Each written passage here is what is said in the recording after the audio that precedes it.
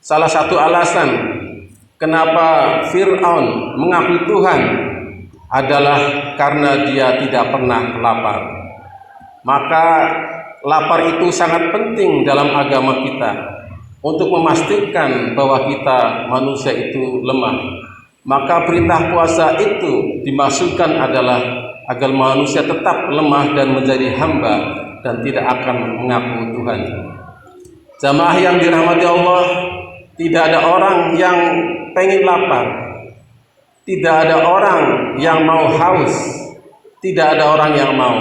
Sehingga ketika Allah menurunkan perintah wajib puasa itu dengan beberapa strategi.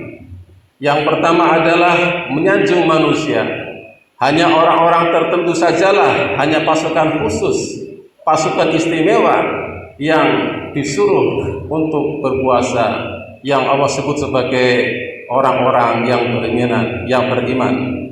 Ya ayyuhalladzina amanu, wahai orang-orang yang beriman, itulah yang disuruh untuk berpuasa. Kemudian yang kedua adalah Allah membandingkan dengan umat-umat sebelumnya bahwa mereka pun juga melakukan puasa. Kenapa kita tidak? Itu artinya apa? Puasa adalah sesuatu hal yang bisa dilakukan dan mudah seharusnya untuk dilakukan. Kutiba alaikumusyamu kama kutiba alal ladzina min qablikum. Diwajibkan atas kalian untuk berpuasa sebagaimana diwajibkan atas umat-umat sebelum kalian. Yang ketiga adalah Allah menempatkan puasa itu sebagai ibadah yang spesial, ibadah yang istimewa. Sebagaimana dalam sebuah hadis qudsi dikatakan bahwa semua amalan Bani Adam itu kebaikannya dilipat gandakan mulai dari 10 kali lipat sampai 700 kali lipat kecuali puasa. Puasa itu untukku, kata Allah, dan akulah yang akan menjawabnya. Jadi puasa itu kedudukannya sangat spesial di mata Allah. Bisa jadi karena dalam puasa itu tidak ada kemunafikan antara Allah dan hambanya. Jamaah yang dirahmati Allah, ada apa di balik puasa itu? Kenapa diwajibkan bahkan 1 bulan lamanya? Bukankah itu sangat berat kelihatannya? Ternyata diteliti di Jepang bahwa orang-orang yang berpuasa, orang-orang yang kelaparan, 8 jam kelaparan itu membuat sel-sel tubuh kita yang tua, yang rusak menjadi kelaparan dan bunuh diri. Teorinya disebut dengan autofagi. Jadi sel-sel yang sudah tua di badan kita, yang sudah rusak, begitu kita puasa maka mereka bunuh diri, kemudian digantikan dengan sel-sel yang baru. Itulah kemudian kenapa Nabi mengatakan bahwa puasa itu menyehatkan, karena tumbuhlah sel-sel baru, penyegaran sel-sel kita. Jamaah yang dirahmati Allah, di Amerika juga diteliti bahwa orang-orang yang berpikir positif, berbicara positif selama 1 bulan dengan teman-temannya, itu ternyata bisa dilihat dari wajahnya. Wajahnya mencerminkan keceriaan, kegembiraan. Sebaliknya orang-orang yang berpikiran negatif, bergaul dengan orang-orang yang buruk, berbicara hal-hal yang jelek, wajahnya pun kelihatan, wajahnya suram, murung, tidak baik dilihat. Sama dengan puasa kita, selama bulan Ramadan 1 bulan lamanya kita dilarang untuk berbicara hal-hal yang buruk, untuk melakukan kegiatan yang buruk. Sebaliknya kita diperintahkan untuk melakukan amalan-amalan yang baik, membaca Al-Quran, tadarus, sedekah, dan sebagainya. Kemudian kita juga bercita-cita akan masuk surga. Itulah insya Allah setelah Lebaran nanti wajah-wajah kita akan kelihatan berseri-seri bila kita sukses dalam berpuasa. Jamaah yang dirahmati Allah, itulah kenapa Al-Quran mengatakan wa antasumu khairul lakum in kuntum ta'lamun, bahwa berpuasa itu lebih baik bagi kalian bila kalian mengetahuinya. Jadi puasa adalah kebutuhan kita. Di bulan Ramadan ini bukan saja berpuasa, sebetulnya kita disuruh untuk peduli kita dididik untuk peduli dengan masyarakat kita. Ketika kita lapar, kita sebetulnya sedang diajari untuk mempertajam empati kita, untuk peduli kepada sosial kita, masyarakat kita.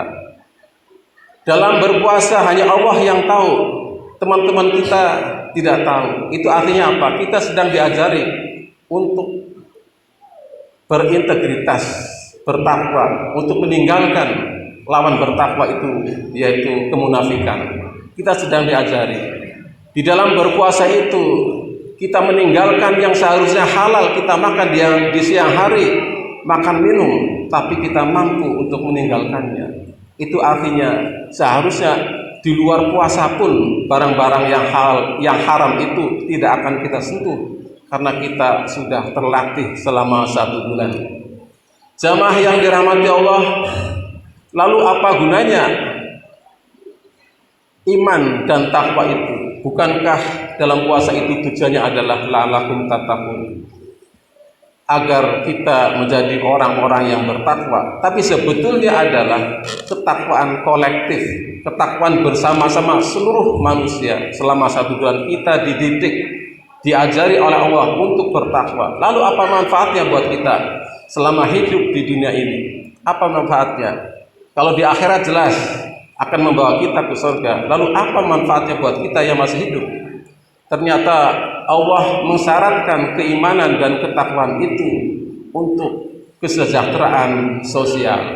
Kalau negara ini punya sila yang kelima, yaitu keadilan sosial bagi seluruh rakyat Indonesia, maka Islam menambahkannya menjadi kesejahteraan sosial bagi seluruh rakyat Indonesia. Bukan saja adil, tapi juga sejahtera.